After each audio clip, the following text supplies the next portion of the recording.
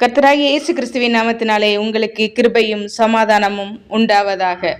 திடன்கொள், நான் உன்னோடே இருக்கிறேன். ஆகாய் எழுதின புஸ்தகம் 2ஆம் அதிகாரம் 4ஆம் வசனம்.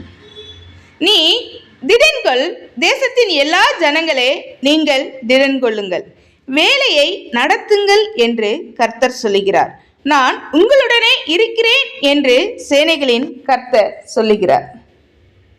திடன் கொள்ளுவோம். ஒரு சிறு கதை. ஒரு சிறுவன் தனது தந்தையோடு காட்டுக்குள் நடந்து போய்கிட்டே இருக்கான். அந்த சிறுவன் பயப்படுறான். அப்பா, இங்கே ரொம்ப இருளாக இருக்கே, இருட்டாக இருக்கே, பயங்கர கார் இருளாக இருக்கே, நான் ரொம்ப பயமாக இருக்குப்பா எனக்கு அப்படின்னு சொல்கிறான். உடனே அவங்க அப்பா சொல்கிறாரு, மகனே, நான் உன் கூடவே இருக்கிறேன், நீ என் கையை பிடிச்சிக்கோ அப்படின்னு சொல்கிறாரு. உடனே அந்த சிறுவன்கிட்ட பயமெல்லாம் போயிருச்சு. எங்கே போச்சுனே தெரியாது. அவங்க அப்பா கையை பிடிச்ச உடனே அவன் திடன் கிடச்சிருச்சு. அவனுக்கு ரொம்ப திடன் அடைந்து ரொம்ப மகிழ்ச்சியாக, ரொம்ப ஹாப்பியாக, நம்மளை பாதுகாக்கிறதுக்கு ஒரு கரங்கள் இருக்கேன்னு அந்த கரங்களை பிடிச்சிக்கிட்டு அவன் என்ன செய்கிறான்? நடக்கிறான். அதுபோல தான் தேவனும் சொல்லுகிறார், நான் உன்னுடனே இருக்கிறேன், பயப்படாதே, திடன்கொள் அப்படின்னு சொல்றதை நம்ம பார்ப்போம். ஆகாய் தீர்க்கதரிசி காலத்தில் மக்கள் ஆலய கட்டுமானத்தில் சோர்ந்து விடுறாங்க. விரோதிகள் தடையிட்டதால அவர்கள் மனமும் என்ன செய்து தளர்ந்து விட்டது. அப்பொழுது கர்த்தர் அவர்களுக்கு சொல்லுகிறார், என்ன சொல்றாரு? திடன்கள், வேலையை நடத்துங்கள், நான் உங்களுடனே இருக்கிறேன். இது அவர்களை ஊக்கப்படுத்தும் செய்தி. இன்று நமக்கு கூட இதே ஊக்கம்தான் தேவைப்படுகிறது. ஒரு வேலையை செய்கிறப்ப நம்ம குழந்தையா இருக்கட்டும், நம்மளா இருக்கட்டும், நம்ம அதை ஊக்குவிக்கணும். ஊக்குவிச்சாதான் அந்த வேலையை நம்மளால் வெற்றிகரமாக என்ன செய்ய முடியும்? முடிக்க முடியும். அதுபோல தான் தேவன் சொல்கிறார், நீங்கள் திடன் கொள்ளுங்கள் தேவனே நமக்கு சொல்கிறப்ப நமக்கு எவ்வளோ பெரிய சப்போர்ட்டில் அந்த வேலையை நம்மளால் என்ன செய்ய முடியும்? ஈஸியாக செய்ய முடியும். யோசுவாவை குறித்து நாம் பார்ப்போம். முதலாவது, யோசுவா மோசேக்கு பிறகு இஸ்ரவேல் மக்களை என்ன செய்கிறாரு? வாக்குத்தத்த தேசத்திற்கு கொண்டு போகும் பொறுப்பை என்ன செய்கிறாரு? அவர் ஏற்கிறார். அவர் மனம் தளர்ந்து இருக்கிறார். அப்பொழுது தேவன் சொல்றாரு, திடன்கொள், மன உறுதியாயிரு, நான் உன்னோட இருக்கிறேன் என்று யோசுவா 9:1 தேவன் சொல்றதை கூட நம்ம பார்க்கிறோம். அவர் தேவனின் வார்த்தையில திடனடைந்து எரிகோ நகரத்தையும் கானான் தேசத்தையும் என்ன செய்கிறாரு? கைப்பற்றினார். எவ்வளோ பெரிய காரியம்! ஐயோ, மோசே அவ்வளோ பெரிய ஆள், அவராலே நான் முடியாமல் பாதியிலே இறந்துட்டாரே, நான் எம்மாத்திரம் அப்படின்னு அவர் நினச்சிருந்தாருன்னா என்ன செய்ய முடியாது? நாட்டை என்ன செய்ய முடியாது? கைப்பற்றியிருக்க முடியாது.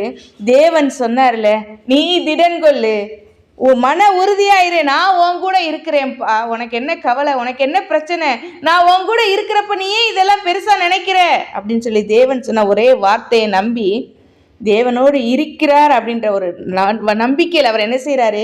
காரியத்தை நடப்பித்து எரிகோ நகரத்தையும் கானான் தேசத்தையும் கைப்பற்றினதை நம்ம பார்க்கிறோம் அல்லவா?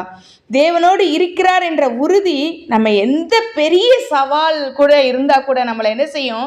வெற்றியாளனாக மாற்றி கொடுக்கும். எவ்வளோ பெரிய காரியமாக இருக்கட்டுமே, நம்மளுடைய வாழ்க்கையிலையும் தேவன் நம்ம கூட இருக்கிறப்ப அந்த காரியத்தை நம்ம லகுவாக முடிக்க தேவன் நமக்கு நம்பிக்கையாக இருக்கிறார். நம்மளோட கூட இருந்து நம்மளுடைய நம்பிக்கையாக இருந்து அவர் காரியத்தை என்ன செய்கிறார்? நடப்பிக்கிறார் என்று கூட நம்ம பார்க்கிறோம்.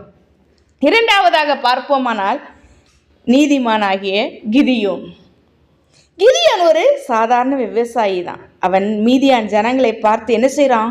பயப்படுறான். ஆனால் தேவன் அவனிடம் வந்து, திடன் கொண்ட வீரனே, கர்த்தர் உன்னோடே இருக்கிறார் அப்படின்னு சொல்றத கூட நியாயாதிபதிகள் 6:12 நம்ம பார்க்கலாம். கர்த்தர் உன் கூட இருக்கிறாரியா, நீ திடன் கொள்ளு அப்படின்னு சொல்றாரு.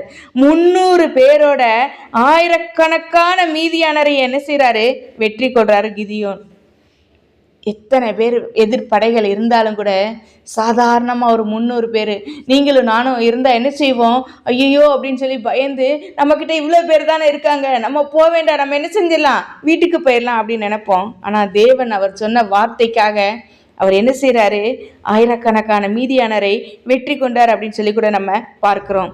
எண்கள் பெருசில்லை, வலிமை தேவையில்லை, ஆட்கள் படை பெருசு தேவையில்லை, நம்ம கிட்ட வலிமை தேவையில்லை.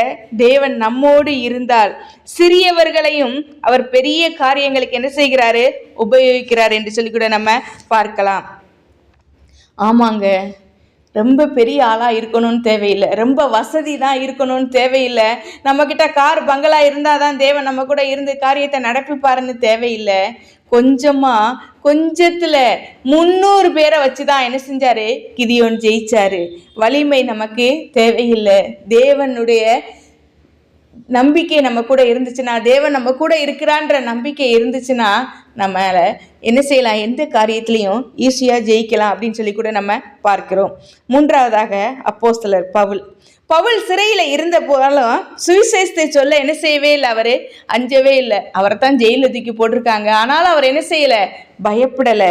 தேவன் அவரை என்ன செய்கிறாரு, ஊக்குவிக்கிறத நம்ம பார்க்கலாம். பவுலே திடன்கொள், எருசலேமில் சாட்சியாய் நின்றது போல ரோமாவிலும் சாட்சி சொல்ல வேண்டும்.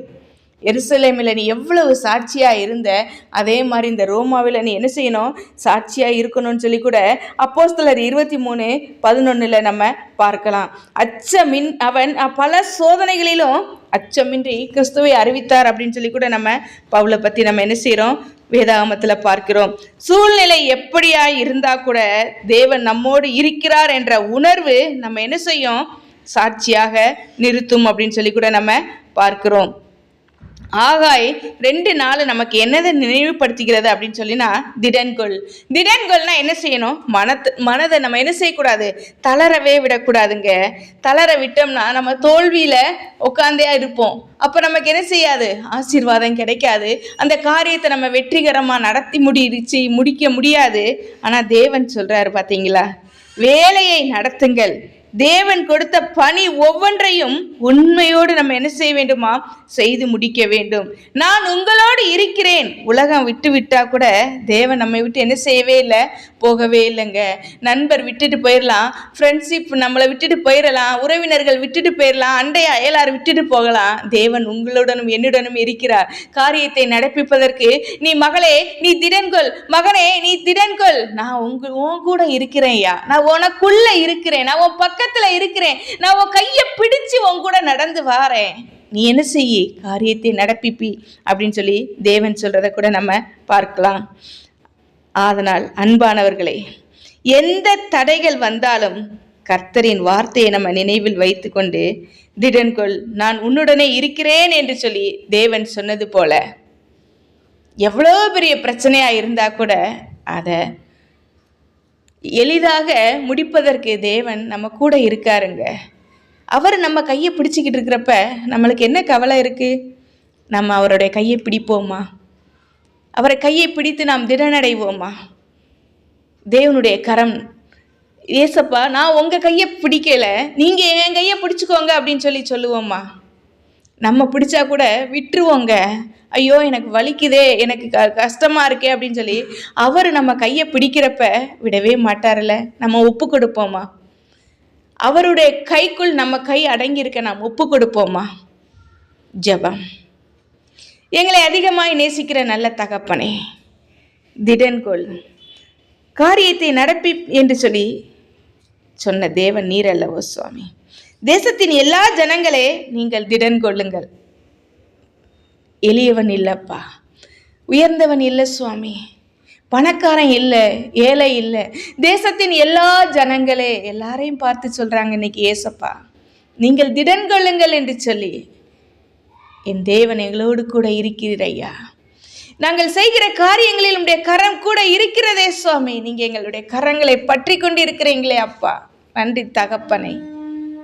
300 பேரை வச்சு நீதிமானாகிய கிதியோன் ஜெயிக்கும் பொழுது, யோசுவா கானான் தேசத்தை அடையும் பொழுது நாங்கள் எம்மாத்திரம் அப்பா, நீங்கள் எங்கள் கூட இருக்கும் பொழுது ஆமாப்பா நாங்களும் ஜெயிக்க முடியும் சுவாமி. எங்களுடைய வாழ்க்கையில் எல்லா பிரச்சனைகளிலும் இருந்து, எல்லா வியாதிகளிலும் இருந்து, எல்லா போராட்டங்களிலும் இருந்து ஜெயிக்க நீங்கள் எங்கள் கூட இருக்கீங்க ஐயா. எங்களுடைய கரங்களை பற்றி இருக்கிறீங்க அப்பா. ஆவியானவர் எங்களை வழி நடத்துங்க. இயேசுவின் நாமத்தில் பிதாவே, ஆமேன்.